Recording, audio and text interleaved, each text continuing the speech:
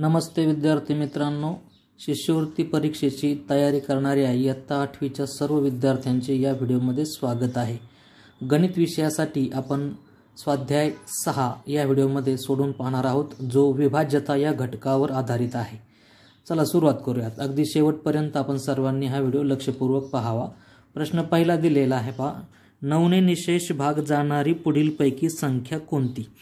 या ठिकाणी आपल्याला जे 4 पर्याय दिलेले आहेत त्या 4 पर्यायापैकी एक संख्या आपल्याला शोधायची की ज्याला 9 ने निशेष भाग जाणे याचा अर्थ पूर्ण भाग जाणे। यासाठी आपल्याला 9 ची कसोटी वापरता येईल। 9 ची कसोटी आहे पहा, संख्येतील सर्व अंकांच्या बेरजेला जर 9 ने निशेष भाग जात असेल तर ती संख्या 9 ने विभाज्य असते। संख्येतील अंकांची बेरीज करूयात। संख्या पहिली आहे पहा 75,636। तर यामध्ये जे अंक आहेत 7 + 5 + 6 + 3 + 6, 7 आणि 5 12, 12 आणि 6 18, 18 आणि 3 21, 21 आणि 6 27। तर याची बेरीज 27 येईल। या अंकांची बेरीज 8 + 9 + 3 + 2 + 1, 9 8 17, 20, 22 आणि 23 बेरीज येईल या सर्व अंकांची। यामध्ये आहेत पहा 75,637 मध्ये 7 + 5 + 6 + 3 + 7 यांची बेरीज केली 7 आणि 5 12 आणि 6 18 आणि 3 21 आणि 7 28 बेरीज येईल।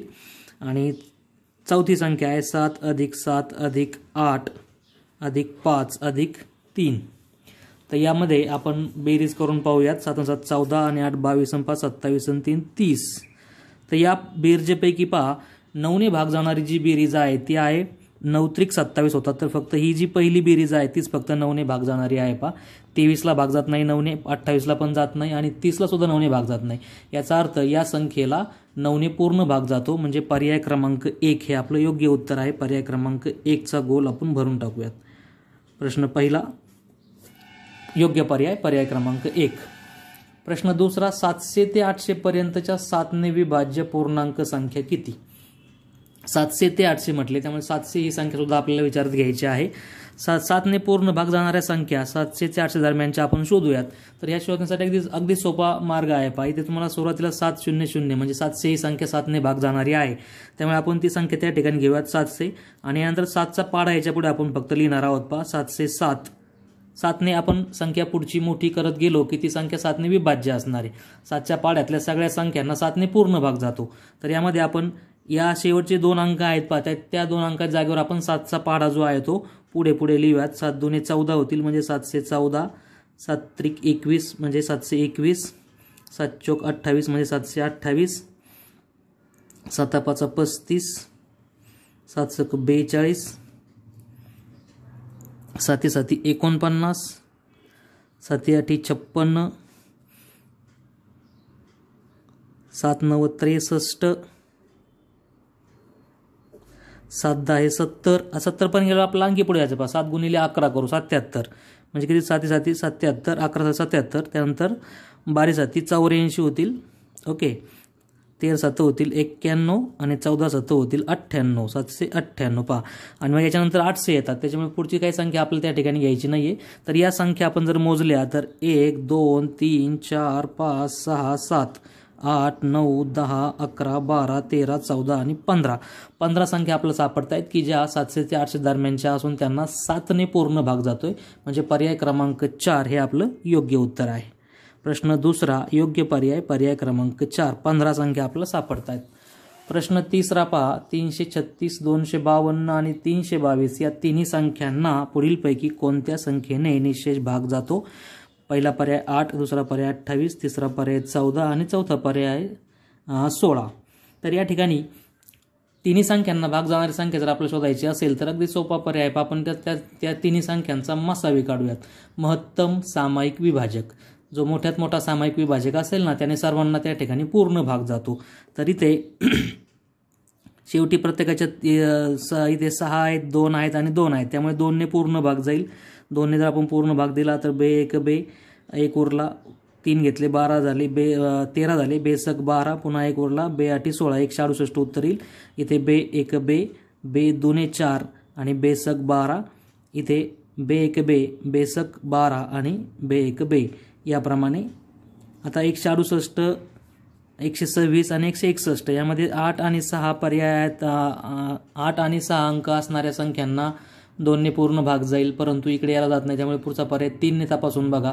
3ची कसोटी अंकांची बेरीज करायची असते आणि त्या बेरजेला 3 ने भाग जर गेला तर त्या संख्येला 3 ने भाग जातो. 6 आणि 1 7, 7 आणि 8 15 होतात, याला जाईल 3 ने भाग. इथे 6 आणि 2 8 आणि 1 9 याला पण जाईल. इकडे 6 7 8 होतात, इथे काही जाणार नाहीये. आणि 5 ने तर जातच नाही, कारण 5ची कसोटी आपल्याला सांगते संख्येच्या एकक स्थानी 0 किंवा 5 असतील तरच त्या संख्येला 5 ने पूर्ण भाग जातो. मग पुढच्या मूळ संख्या आहे 5 7. तर 7 ने आपण जर भाग दिला तर 7 2 14, 2 उरले 7 चौक 28, याला जाईल 7 ने. इथे 7 1 7, 7 8 56, इथे याला पण जाईल. 7 2 14 आणि 7 21, म्हणजे तिघांनाही पण 7 ने पूर्ण भाग जातोय. या ठिकाणी 7 1 7, 7 2 14, 2 उरले 7 चौक 28. इथे 7 1 7, 5 उरले 7 8 56. इथे 7 2 14, 2 उरले, वरून घेतला 21 झाले 7 21.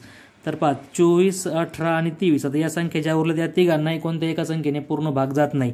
त्यामुळे यांचा जो मसावी आलेला आहे तो मसावी किती येईल, तर मसावी बरोबर 2 गुणिले 7 म्हणजेच किती 14. तर 14 ही संख्या अशी आहे की ज्याने या तिन्ही संख्यांना पूर्ण भाग जाणार आहे. तर पर्याय क्रमांक 3 आपला योग्य दिसतोय.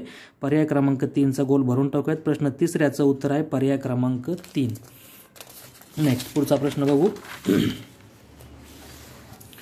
पुढच्या प्रश्नामध्ये आपल्याला काय विचारलंय पहा, तर 585 या संख्येला 15 ने निशेष भाग जातो हे पाहण्यासाठी टिंबटिंबची व टिंबटिंबची कसोटी वापरता येते. तर पहा, यामध्ये 15 ने जर भाग जात असेल तर त्यासाठी 15ची कसोटी आपल्याला ज्ञात असावी. ती कसोटी अशी आहे, ज्या संख्येला 3 ने व 5 ने पूर्ण भाग जातो त्या संख्येला 15 ने सुद्धा पूर्ण भाग जातो. शक्यतो जर ज्या संख्येला एखाद्या दिलेल्या संख्येला जर 2 संख्यांनी पूर्ण भाग जात असेल तर शक्यतो त्या 2 संख्यांच्या गुणाकाराने सुद्धा त्या संख्येला पूर्ण भाग जात असतो पहा.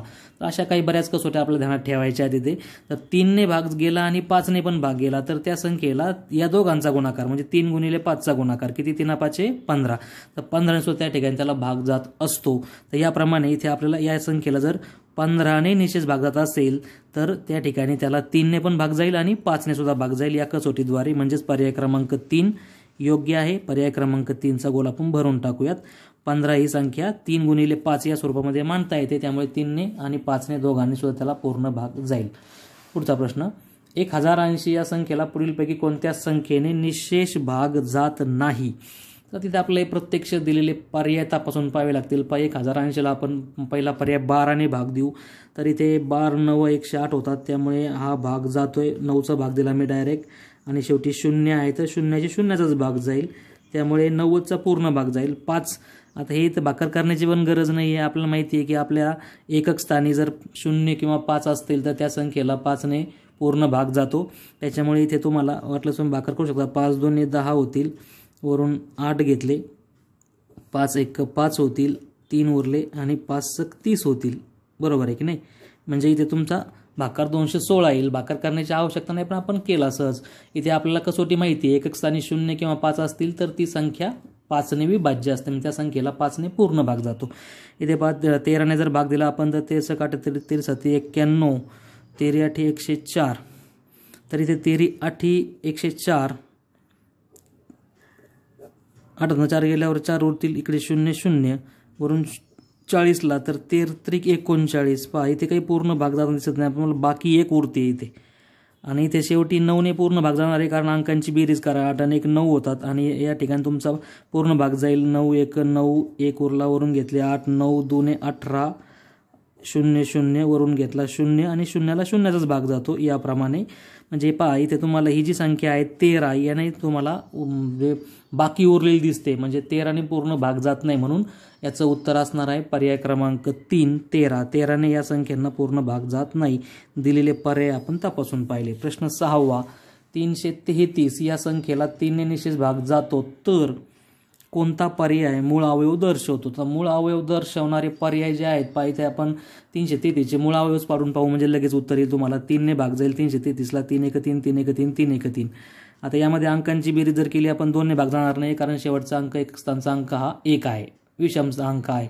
मग यांची बेरीज 3 होते तर 3 ने भाग जाईल पहिला. 3 ने जर आपण भाग दिला तर 3 3 9, 2 उरले आणि 3 7 21, 37 उत्तर येईल.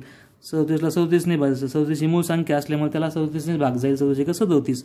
तर हे त्याचे त्या ठिकाणी अवयव आलेले आहेत 3 3 37. तर यापैकी 3 व 37 असणारा पर्याय तुम्हाला दिसतोय, तो पर्याय क्रमांक 1 तुमचा योग्य आहे.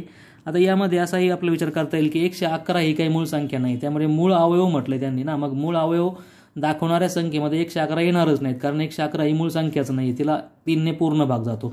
त्यामुळे तुम्ही 111 असणारे पर्याय बाद करून टाका, म्हणजे पर्याय दुसरा बाद होईल, तिसरा पण बाद होईल, चौथा पण बाद होईल, म्हणजे राहील काय फक्त तर पर्याय क्रमांक 1. तुम्हाला असंही उत्तर त्या ठिकाणी ते काढता येऊ शकेल, किंवा तुम्ही त्याचे मूळ अवयव पाडून सुद्धा त्याचं उत्तर मिळवू शकता. प्रश्न 7वा बघा. प्रश्न 7वा जो दिलेला आहे, एका संख्येस 3 4 व 5ने भाग जातो तर पुढीलपैकी असत्य विधान कोणते. तर असत्य विधान तुम्हाला विचारलेलं आहे. तर यासाठी आपल्याला एक अशी संख्या घ्यायची आहे. पहा, एक संख्या घेऊ आपण की त्या ठिकाणी त्या संख्येला 3ने पण भाग जाईल, 4ने पण जाईल आणि 5ने पण जाईल, आणि मग ती संख्या घेऊन आपण या विधानांची सत्यता तपासून पाहूयात.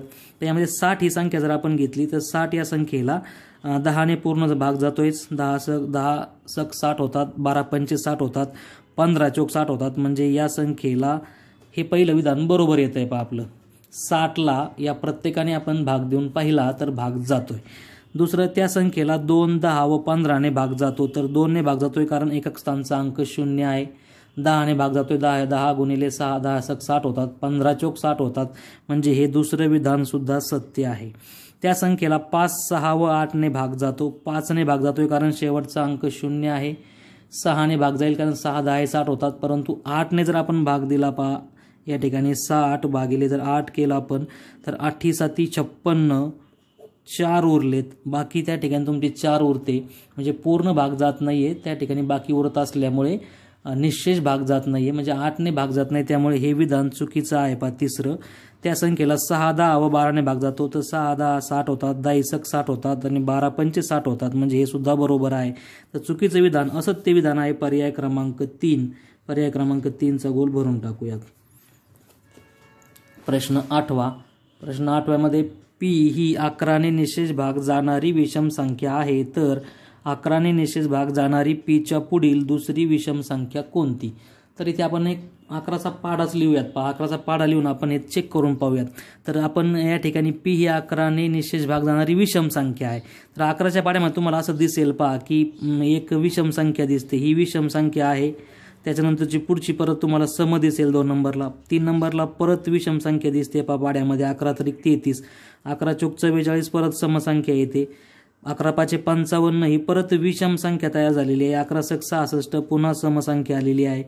11 साली 77 ही पुन्हा विषम संख्या झालेली आहे. म्हणजे आपल्याला काय दिसतंय तर एकाडेक विषम सम असा क्रम त्या ठिकाणी येतोय. तर यापैकी आपण 11 या संख्येलाच त्या ठिकाणी काय मानूयात, पी मानू. 11ला किती मानू आपण, पी जर मानलं तर 11 नंतरची आपल्याला पुढची 11 निशेष भाग जाणारी पीच्या पुढील दुसरी विषम संख्या, मग पीच्या पुढची पहिली विषम संख्या ही तुमची पहिली विषम संख्या होईल. पहा, विषम विचारलेली, त्यामुळे ही पहिली विषम तुम्हाला मिळेल जी 33 असेल, आणि मग पुढची दुसरी जर विषम आपल्याला हवी असेल तर ती 55 असणार आहे. पहा, दुसरी विषम, मग दुसरी विषम संख्या तुम्हाला 55 मिळेल. जर आपला पी 11 हे जर तुमचं पीचे उत्तर असेल तर त्याच्या पुढचे आपल्याला किती मिळेल, 55 मिळेल.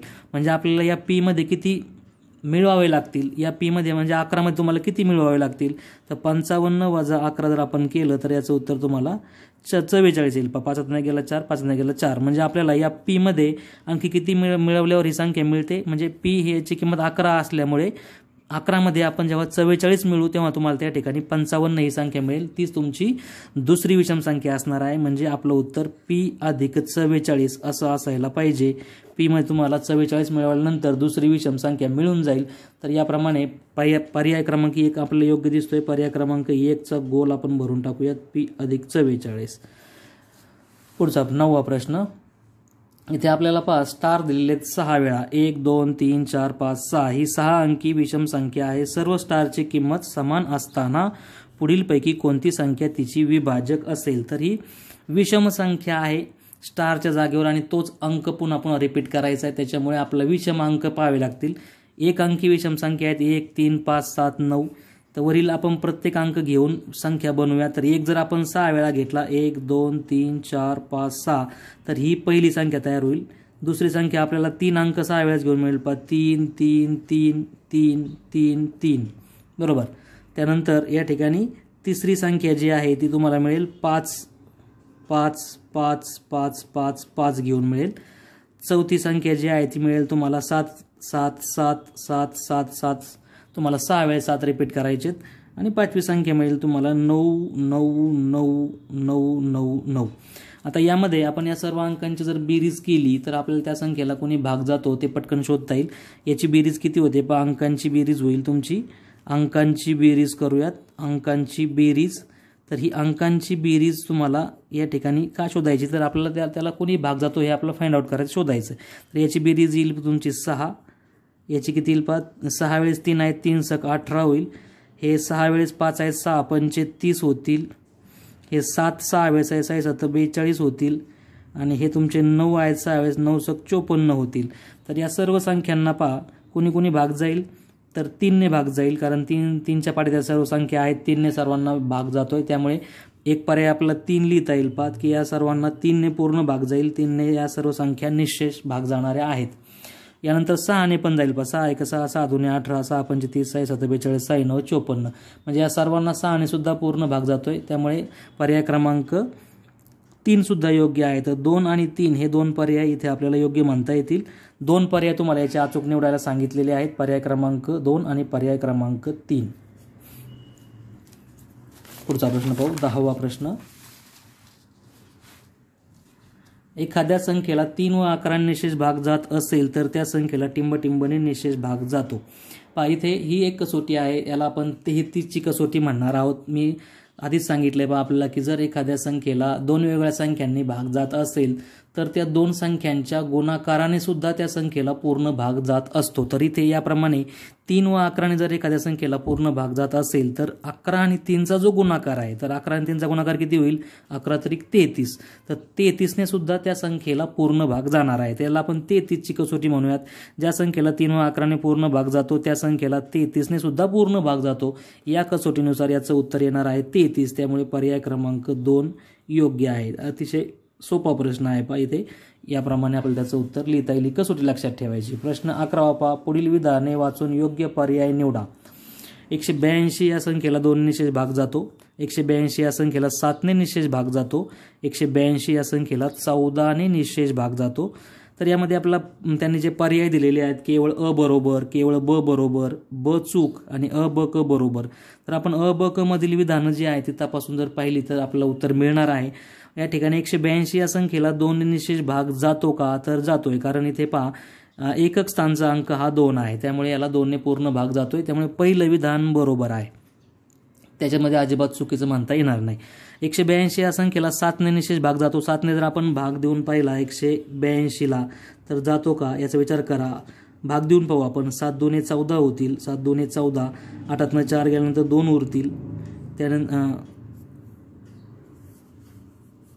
8 4 गेल्यानंतर 4 उरतील आणि वरून 2 घेतले तर त्या ठिकाणी 42 उत्तर येईल. आणि मग 7 सक 42 होतात. 7 सक 42 म्हणजे इथे पहा बाकी 0 उरते. म्हणजे तुमचा 182ला 7 ने निशेष भाग जातोय. म्हणजे इथे तुमचं हे जे दुसरं विधान आहे ब ते सुद्धा बरोबर आहे. राहिलं तिसरं विधान. 182 या संख्येला 14 ने निशेष भाग जातो का तर ते आपण तपासून पाहूयात. 182ला जर आपण 14 ने भाग दिला तर 14 1 14. 8 4 गेले 4 उरले. वरून 2 घेतले. 14 त्रिक 42. पहा इथे तुमचं उत्तर बरोबर येते. म्हणजे या संख्येला पण निशेष भाग जातोय. मग तिसरं पण विधान बरोबर आहे. तर यावरून आपल्याला काय म्हणता येतंय केवळ अ बरोबर आहे का तर नाहीये. तिन्ही विधान बरोबर आहे. तर असा कोणता पर्याय आहे अ ब क बरोबर, म्हणजे पर्याय क्रमांक 4 योग्य आहे. त्याचा गोल आपण भरून टाकूयात. हा प्रश्न आपल्याला 2017 सालच्या परीक्षेमध्ये विचारलेला आहे. अतिशय सोपा प्रश्न होता पहा. आपण दिलेल्या विधानांची सत्यता तपासून पाहायची, तो भाकार करून बघायचा प्रत्यक्ष, म्हणजे आपलं उत्तर अजिबात चुकणार नाही. प्रश्न शेवटचा. पुढील विधाने वाचून योग्य पर्याय निवडा. 2018 सालच्या परीक्षेमध्ये हा प्रश्न विचारला गेलेला आहे. इथे पण सेम वर्षाप्रमाणेच प्रश्न आहे. इथे पण आपण विधानांची सत्यता प्रत्यक्ष तपासून पाहू. 6 ने निशेष भाग जाणाऱ्या संख्येला 2 ने व 3 ने निशेष भाग जातो. तर ही कसोटीच आहे पहा तुमची 6ची. ज्या संख्येला 2 ने व 3 ने भाग जातो त्याला 2 व 3च्या गुणाकाराने म्हणजे 6 ने पण पूर्ण भाग जातो. त्यामुळे पहिलं विधान बरोबर आहे. हे जे विधान आहे ते बरोबर आहे पहिलं. दुसरं 15ने निशेष भाग जाणाऱ्या संख्येला 3 व 5 निशेष भाग जातो, ही सुद्धा 15ची कसोटी आहे, हे सुद्धा विधान बरोबर आहे. 15ला जर ज्या संख्येने भाग जात असेल तर त्या ठिकाणी 3 आणि 5 या दोन संख्यांच्या गुणाकाराने सुद्धा त्याला भाग जाईल, म्हणजे याप्रमाणे हे विधान आपलं बरोबर आहे. 600 या संख्येला 2, 3 व 5ने निशेष भाग जातो, तर हे आपण तपासून पाहू. 600 या संख्येला 2ने भाग जाईल, 2ने पूर्ण भाग जातो का, तर जातो म्हणावं लागेल. का, तर याच्यामध्ये एकक स्थानचा अंक 0 आहे, त्यामुळे पूर्ण भाग जातोय. ठीक आहे. ज्या संख्येच्या एकक स्थानी 0, 2, 4, 6, 8 यापैकी अंक असतील ती संख्या 2ने विभाज्य असते. यानंतर 3ची कसोटी आहे, तर 3च्या कसोटीमध्ये अंकांची बेरीज करा, तर या संख्येला तुम्हाला 3ने पण पूर्ण भाग जातो असं म्हणता येईल, कारण अंकांची बेरीज 6 येते आणि 6 3च्या पाड्यामध्ये आहेत, म्हणून 3ने पण पूर्ण भाग जातो. आणि 5ने तर जातोयच, कारण एकक स्थानी अंक 0 आहे, त्यामुळे याला 5ने पण पूर्ण भाग जातो. 600 या संख्येला आपण तिन्ही संख्यांनी तपासून पाहिले तर कसोट्याद्वारे इथे आपलं सत्य दिसतंय, म्हणजे तिसरं विधान सुद्धा सत्य आहे. तिन्ही विधानं सत्य दिलेली आहेत. तर मग पर्याय बघा, केवळ अयोग्य म्हटले हा चुकीचा पर्याय, केवळ ब योग्य हा पण चुकीचा पर्याय, अ ब क तिन्ही योग्य, तर अ ब क तिन्ही पर्याय योग्य असल्यामुळे आपल्याला हा पर्याय क्रमांक 3 भरावा लागेल योग्य म्हणून. पर्याय क्रमांक 3चा गोल भरून टाकूयात. अ ब क तिन्ही अयोग्य हे चुकीचं आहे, तर पर्याय क्रमांक 3 या ठिकाणी योग्य आहे. तर अशा पद्धतीने आपण स्वाध्याय 6 जो आहे तो इथे सोडवलेला आहे. व्हिडिओ सर्वांना निश्चित आवडेल. व्हिडिओला लाईक करा आणि अशाच पद्धतीचे आणखी शिष्यवृत्ती परीक्षेसाठीचे गणिताचे व्हिडिओ पाहण्यासाठी चॅनलला सबस्क्राईब करा. धन्यवाद.